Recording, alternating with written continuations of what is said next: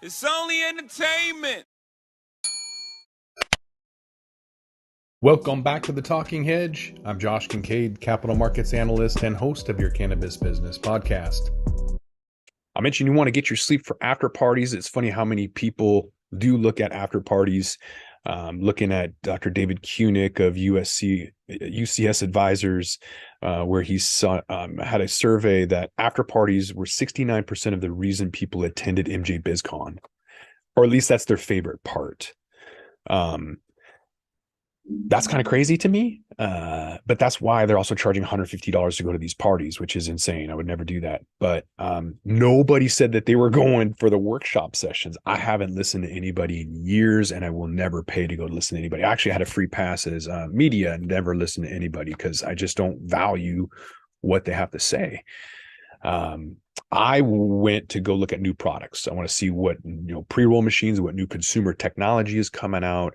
But the after parties, that's just a bonus. That is not why I go, but I get it. There's a lot of people in this industry who are just get highs and carpetbaggers. They just want to smoke weed and try to make some money. They don't really realize that these after parties are networking events. They'll go to the High Times party that's a concert. You can't do business at a concert. So they skip these networking events because it's too intimate, too small, not cool. That doesn't have the cool factor. I don't know.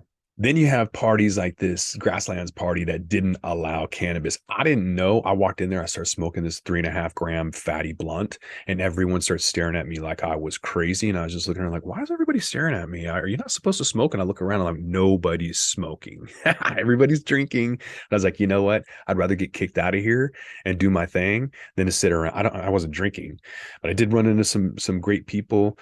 Luke and the guys from Respect My Region. We're all there. Of course, David Tran is always out and about. The old Dope Magazine CEO who threw a hell of a party. Northwest Leaf was representing. Ran into Ryan out in Chicago, who's from Colorado. I got some free weed from somebody. See lots of friends, lots of people. Even somebody gave me a free vape card, so can't go wrong with that. But they do have a bar, they call it the Elevation Lounge, and it's all about drinking and hanging out instead of smoking. But they did have a smoke lounge out front. Got to run into people, Cy Scott, and then the Shangri-La party that I mentioned with David Tran hosting that, the Dope Magazine CEO. So we got in early. Of course, I always go early because the line is long and limited. Only 2,000 people can get in, even though they send out thousands and thousands of invites. People were like, I'm going to show up at 10:30. You're not getting in. So you have to kind of pick where you want to go and what you want to do.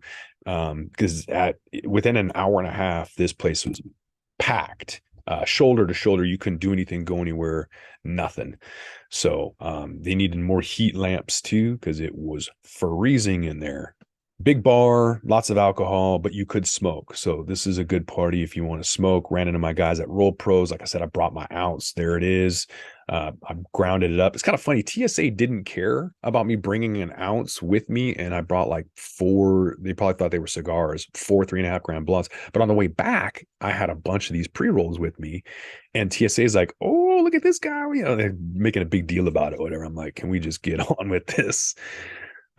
They don't really care. I'm leaving one state that's legal, that's regulated, to another regulated state, and TSA doesn't have authority. They're looking for bombs. They're not looking for drugs. So I don't care. I brought in more than an ounce and not really worried about it.